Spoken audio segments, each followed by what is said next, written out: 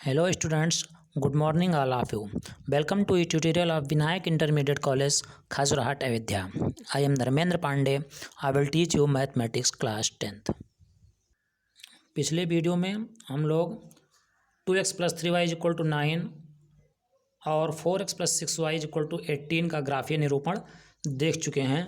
इसमें हम लोगों को प्राप्त हुआ था कि दोनों रेखाएं समपाती होंगी। आइए देखते हैं दूसरे समीकरण के बारे में।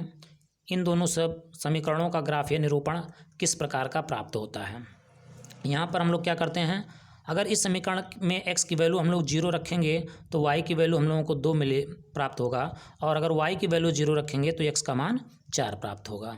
ठीक इसी प्रकार से अगर इस समीकरण में हम लोग x की वैल्यू 0 रखेंगे तो y की वैल्यू 3 मिलेगी, और अगर y की वैल्यू 0 रखेंगे तो x की वैल्यू हम लोगों को 6 प्राप्त होगा।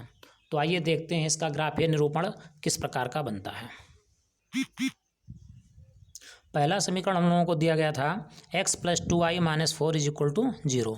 इस समीकरण में दो बिंदु हम लोगों को प्राप्त हुए थे 4 0 और 0 2। तो इन दोनों बिंदुओं से होने वाली रेखा का समीकरण हम लोग खींच ले रहे हैं, जो ऐसी रेखा जो 4 0 और 0 2 से होकर के जाती है, अर्थात दोनों बिंदुओं को हम लोग मिला दिए तो ये रेखा बन गई। ये रेखा कौन सी है, x + 2y - 4 = 0। इसी प्रकार से जो दूसरा समीकरण दिया गया था हम लोगों को 2x + 4y - 12 = 0, यहाँ से हम लोगों को दो बिंदु प्राप्त हुआ था 6, 0 और 0, 3।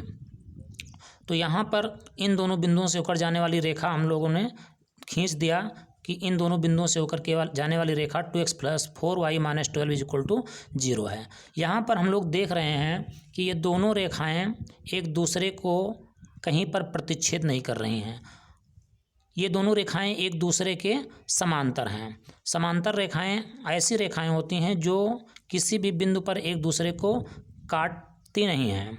तो ये दोनों रेखाएं एक दूसरे को किसी भी बिंदु पर काट नहीं रही हैं, अर्थात ये दोनों रेखाएं समांतर हैं। तो यहाँ पर हम लोगों ने देखा कि x + 2y - 4 = 0 तथा 2x + 4y - 12 = 0 को हल करने पर ये दोनों रेखाएं समांतर प्राप्त हो रही हैं। Thank you all of you.